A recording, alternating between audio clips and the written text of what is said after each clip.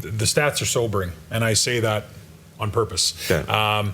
You look at our cocaine, you know, there's different ways you can measure the drugs in our community. You can measure arrests, you can measure the number of seizures that we make.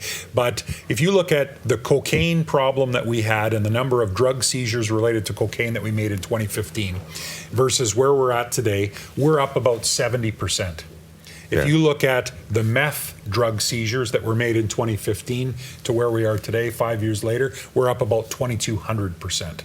So it's an epidemic. Meth is the number one problem in terms of drugs in our community. And I say that in hesitance that I don't want to diminish the other drugs. Those other drugs are causing problems. But I'm telling you what, meth, and I've heard you say this, Rand, it's fairly inexpensive. Yeah. It's easy to find in our city.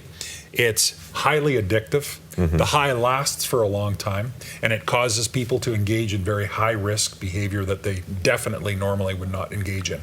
And I talk often about people not stopping for the police. Yeah. When a police car pulls up behind you and the lights and siren comes on, most people pull over and stop. And when I started policing 25 years ago, the number of evade police files that we had, you could probably count on your fingers and toes in a year. Now we're 2 a day. And many of those are attributed to people who they have reason why they don't want to stop. Many times there's a firearm in the vehicle, but 9 times out of 10, meth is involved. Yeah. And it really disrupts critical thought. Oh, absolutely it does. What it does is it puts you into extreme fight or flight brain processing. And paranoia, wouldn't you say? Yeah, paranoia, confusion, disconnected from reality.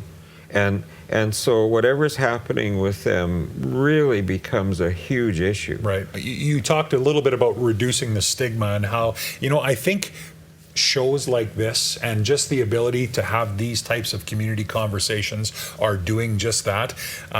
I've been a police officer for 25 years. More people come up and talk to me now about friends of theirs who have a drug problem and need help. Yeah. So this isn't a person who's necessarily in a crisis, 911, what is your emergency, and we're responding. Yeah. This is just someone approaching a police officer saying, I have a family member who I would like. And so having those connections, I mean, you to me are a very good connection for that because I know where to get a hold of you and the help that you can provide. Pretty easy to find. That's right. But we do need that. We need more people who can step in because I think more and more people are putting their hand up and saying, I need help.